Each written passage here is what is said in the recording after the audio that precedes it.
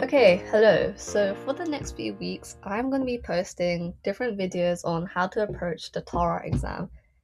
Considering that it's almost admission season and I'm going to be sitting it soon, so I want to find out a way to consolidate my learning.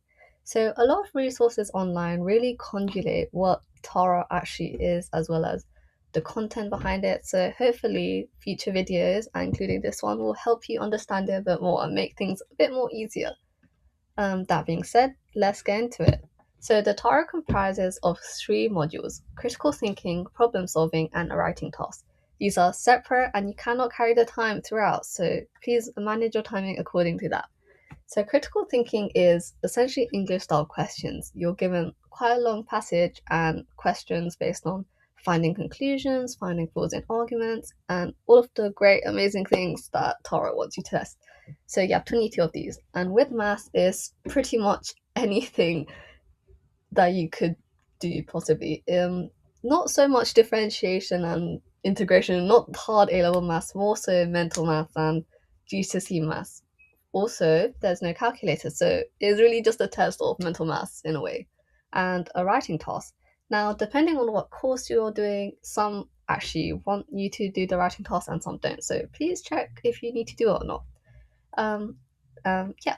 So please do put as much attention as you can into Tara for the next few weeks because doing well on it will really boost your application because a lot of people applying will be applying with the same grades, with the same A levels, but doing better on the Tara will really boost it because you're given a legs up as well as everyone doing the same test, whereas at GCSE, people be doing different subjects and things like that.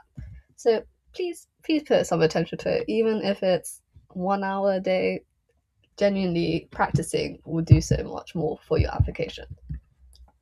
But yeah, understanding Tara modules. So, like I said, critical thinking is reasoning using everyday written language. And in context of the Tara, it involves evaluating arguments.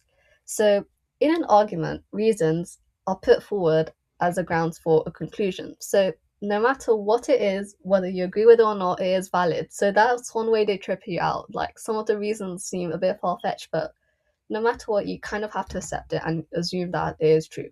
So, it would be valid providing that its conclusion follows logically from the reasons. So bear that in mind. Now, with critical thinking, a lot of people do struggle with it, but once you get the hang of it and you're quite good at reading passages quickly, you'll find it a bit more easier. But yeah, problem solving. Now, problem solving is they do say that it falls into categories, but I do not believe this. It's just really random. That's all I can say. Just practice. Practice without your calculator. That was my biggest issue, honestly. Like multiplying without a calculator. It's been a while since I've done that, so do that.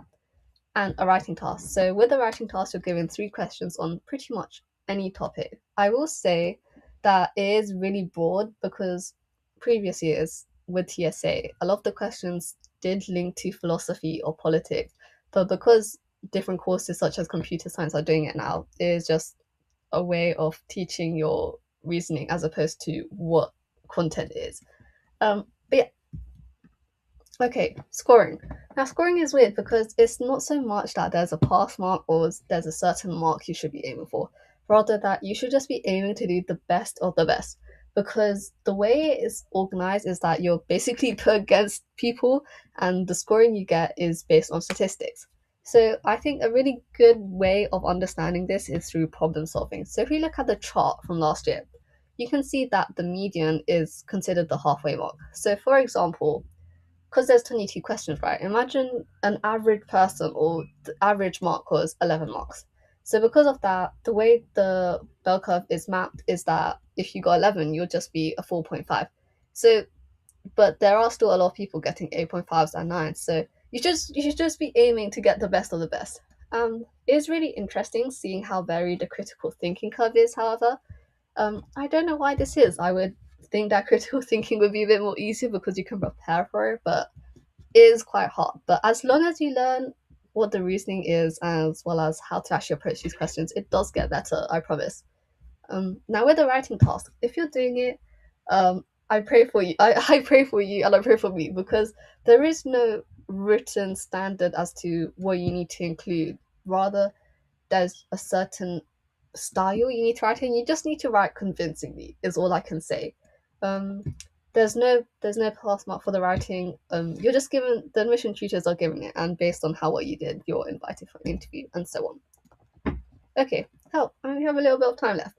Not to worry, not to worry. You still have time, no matter what. So just start practicing, though. But yeah.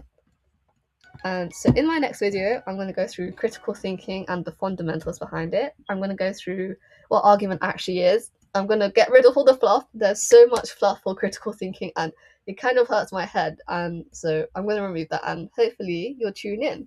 Bye bye.